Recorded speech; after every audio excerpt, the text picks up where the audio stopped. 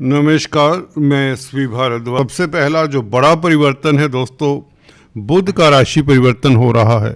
आपके राशि के मालिक हैं, लगन के और कैरियर के मालिक भी हैं, प्रतिष्ठा के मालिक भी हैं कुमार ग्रह बुध। जी हाँ दोस्तों, बुध का ये परिवर्तन आपके लिए कितना सुखद होगा उसकी चर्चा करते हैं। 3 फरवरी से बुध का राशि परिवर्तन होगा और 6 फरवरी से आपके भाग्य स्थान के मालिक शुक्राचार्य, जी हाँ दोस्तों, शुक्र the planet of love and beauty, ये भी राशि परिवर्तन करके कुंभ राशि में प्रवेश कर जाएंगे। बुध के साथ लक्ष्मी नारायण राजयोग बनाएंगे। बुध और शुक्र की युति आपकी कुंडली में वैसे भी बहुत अच्छी होती है। धर्म कर्माधिपति राजयोग भी बनता है, क्योंकि जहाँ पर बुध आपके कर्म भाव का मालिक है, शुक्र आपके भाग्य स्थान का मालिक है। ये दोनों का संबंध कहीं भी आपके चार्ट में बन जाए, कहीं भी भाई, भले यह त्रिक भावों में ही बने। चलिए, त्रिक भावों में ये सफलता लेट देता है, परंतु देता जरूर है। तो इस महीने भी यह है, त्रिक भाव में, छठे भाव में योग बनाएंगे, लक्ष्मी नारायण राजयोग और धर्म कर्माधिपति राजयोग। इसके कारण आपके किन क्षेत्रों में बेहतरी होगी, कौन से क्षेत्रों से आपको सफलता मिलेगी, उसकी चर्चा करते हैं अभी। सूर्य का राशि परिवर्तन इस बीच दोस्तों 13 फरवरी को हो जाएगा। ये भी कुंभ राशि में राहु के साथ, बुध शुक्र के साथ युति बनाएंगे। तो 4 ग्रह 13 फरवरी तक छठे भाव में आ चुके होंगे और सूर्य ग्रहण भी है दोस्तों। आपको बता दें, इस महीने 17 फरवरी को ये हमारे देश में विजिबल नहीं होगा, दिखेगा नहीं, तो इसका प्रभाव कोई ज़्यादा पड़ने वाला नहीं है। फिर भी इसके ऊपर हम संक्षेप में टिप्पणी करना चाहेंगे। और मंगल का राशि परिवर्तन दोस्तों 23 तारीख को होगा।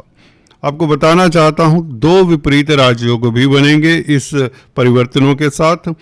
13 फरवरी को सूर्य के कारण बहुत ज़बरदस्त विपरीत राजयोग बनता है। यहाँ पर मंगल और सूर्य 2 विपरीत राजयोग बनाएंगे। सूर्य के कारण पहला विपरीत राजयोग 13 तारीख से बनता है और दूसरा विपरीत राजयोग मंगल के कारण 23 तारीख से बनेगा, जब मंगल भी कुंभ राशि में प्रवेश कर जाएंगे। तो ये है परिवर्तन। अभी पहले बात करते हैं शुभ तिथियों की। दोस्तों, शुभ तिथियाँ ये वो तिथियाँ होती हैं जब आप इन तिथियों को कोई भी शुभ कार्य कर सकते हैं, जैसे कि कोई इनाग्रेशन करना, किसी दुकान का, मकान का भूमि पूजन करना, कोई वाहन परचेज करना, कोई कॉन्ट्रैक्ट साइन करना, कोई यात्रा, शुभ यात्रा, तीर्थ यात्रा इत्यादि करना, आदि इत्यादि जो भी शुभ कार्य हैं, इन तरीकों को करें। जैसे कि आप कोई इंटरव्यू देना चाहते हैं, कोई नौकरी के लिए अप्लाई करना चाहते हैं, वह इन तिथियों को करें। इन तिथियों को लाभ भी होता है, आपका मानसिक बल अच्छा रहता है, स्वास्थ्य उत्तम रहता है और समाज में आपकी प्रतिष्ठा बढ़ती है। ये तिथियाँ नोट कर लें। फरवरी की शुरुआत से ही 1 तारीख, 5 और 6 तारीख, 7 और 8 तारीख और 13-14 तारीख, 15-16 तारीख और 23-24 तारीख, ये बहुत बेहतर हैं इस महीने की यह तारीखें। हालांकि 25-26 तारीख भी उतनी ही उत्तम होंगी, गुरु के साथ जब चंद्रमा गज केसरी राजयोग बनाएगा।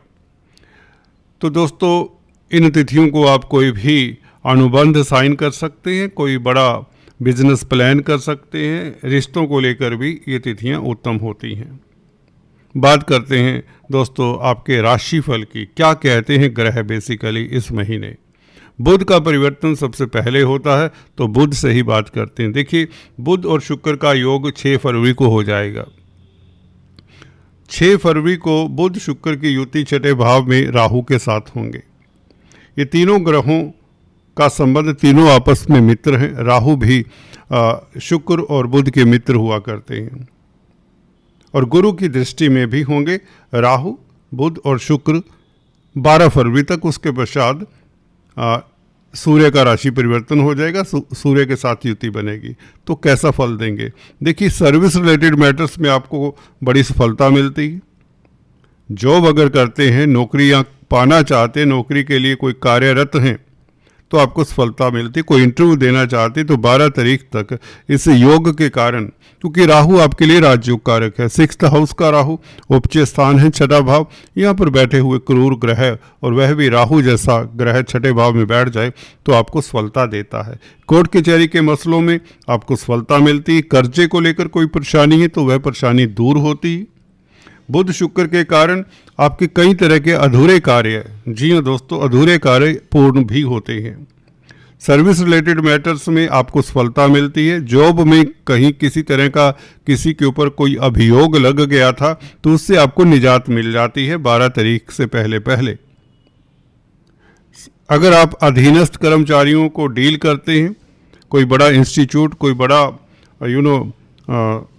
ऐसे फील्ड में है जहाँ पर आपको काफ़ी सारे लोगों को डील करना पड़ता है, तो उसमें भी आप अधीनस्थ कर्मचारियों को डील करने के लिए ये समय बहुत उत्तम रहेगा।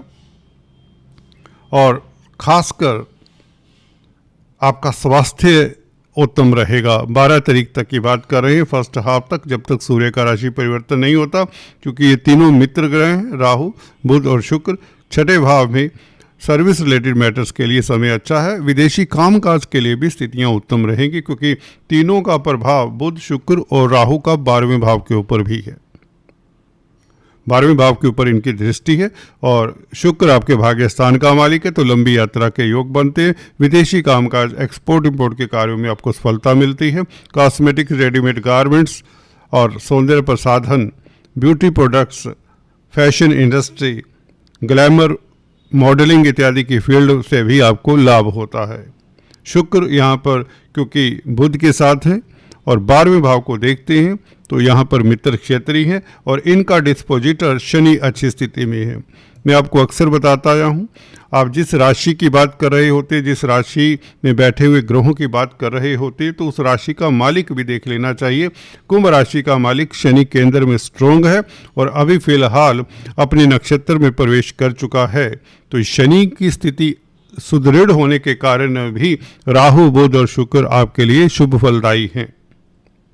तो यहाँ पर बुध के कारण आपको व्यापार में सफलता मिले, कमीशन के कामकाज में सफलता मिले, रोजमर्रा के जो रूटीन के कार्य उसमें भी सफलता मिले। आपका तेज प्रभाव, रुतबा, दबदबा बना रहेगा पूरा महीना। हालांकि क्योंकि बुध 6ठे भाव में बहुत स्ट्रोंग होते हैं, बली होते हैं और मित्रों के साथ हैं। इवन सूर्य भी जब 13 तारीख से यहाँ पर आ जाता है, सूर्य भी बुध का मित्र है, बल्कि बुध आदित्य राजयोग भी बनता है। आप बुद्धिमान रहेंगे, या कहें आपका तार्किक जो पहलू है वह बहुत गजब का होगा। तर्क करने की शक्ति का विकास होगा और कहीं ना कहीं आपकी प्रतिष्ठा भी बढ़ेगी, आपका सम्मान बढ़ने के योग बनाता है।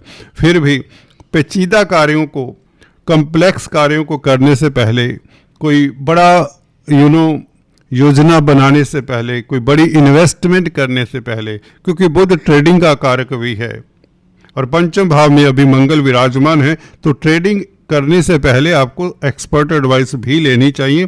फिर भी रिस्की कार्यों में भी आपको सफलता मंगल देती है, क्योंकि पंचम भाव में 23 तारीख तक मंगल विराजमान रहेंगे। अष्टम भाव का मालिक उच्च का है, तो अचानक से लाभ के योग बन जाते हैं मंगल के कारण भी। 23 तारीख तक कोई बड़ा लाभ आपको होने के योग मंगल के कारण बनते हैं। मंगल तृतीय भाव का भी मालिक है, मित्रों के कारण भी कोई आपका रुका हुआ कार्य, अधूरा कार्य पूर्ण होता है। और क्योंकि तृतीय भाव मित्रों का है, छोटे भाई बहनों का है, तो इनकी मदद से भी आपको सफलता मिलती है। और कहीं ना कहीं मंगल की दृष्टि 23 तारीख तक अष्टम भाव के ऊपर आपके गोपनीय शत्रुओं का नाश होता है। आपके हिडन जो सोरोज हैं, जो सीक्रेट सोरोज हैं, उनका भी अंत होता है। कहीं तो मंगल का ये गोचर आपके लिए दोनों ही स्थितियों में शुभ दिखता है।